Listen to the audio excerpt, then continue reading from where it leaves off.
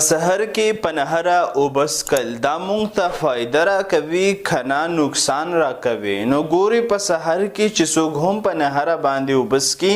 نو د دې فایدې زیاتې دي او کمې فایدې چې زه اوس تاسو ته وایم نو دا داسې بهترینې فایدې دي چې یقینا هر یو انسان دو فایدو دپاره ډېر زیات میډیسن استعمالولو کوشش به کوي خو هغو ته دا پته نشته چې په سحر کې پنهره باندې 2 ګیلاسه اوبس کل هغو ته دا فایدې ورکوي چې د ټولو نه اول دغه په وجود کې کچرې د اوبو کموالی وي دا ورسره پوره کیږي دویم دا چې دغه په وجود کې د وینې هغه رفتار په کم رفتار سره چې وینه مخکې روانوي د هغې سرکولیشن بهتر طرف ته راولي دریم دا کچرې یو انسان ته قبض وي نو د قبض ختمېدو طرف ته بوزي او دغه په کلمو کې غړ بول چې کم دي په هغې کې حرکت را پیدا کوي او د هغې د کلمو حرکت هم بهتروالي طرف ته راولي څلورم دا چې د انسان کم برین مازغی د هغې چې کم فوکس دی کمه توجه ده دا بهتروالي طرف ته راولي او د دې سره د انسان په ګردو کې هغه زهریلا او ګنده ماده کومه چې د انسان د وجود نه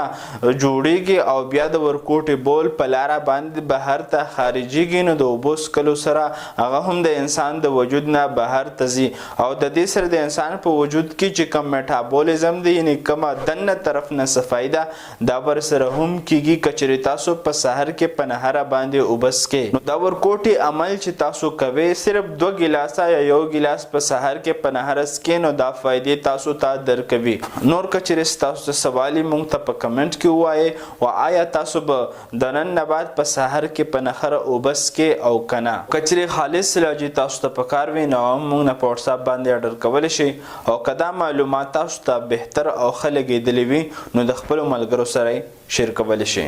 او دغه شان معلوماتو دپاره زموږ پاڼه فالو او سبسکرایب کولی شي شکریه الله حافظ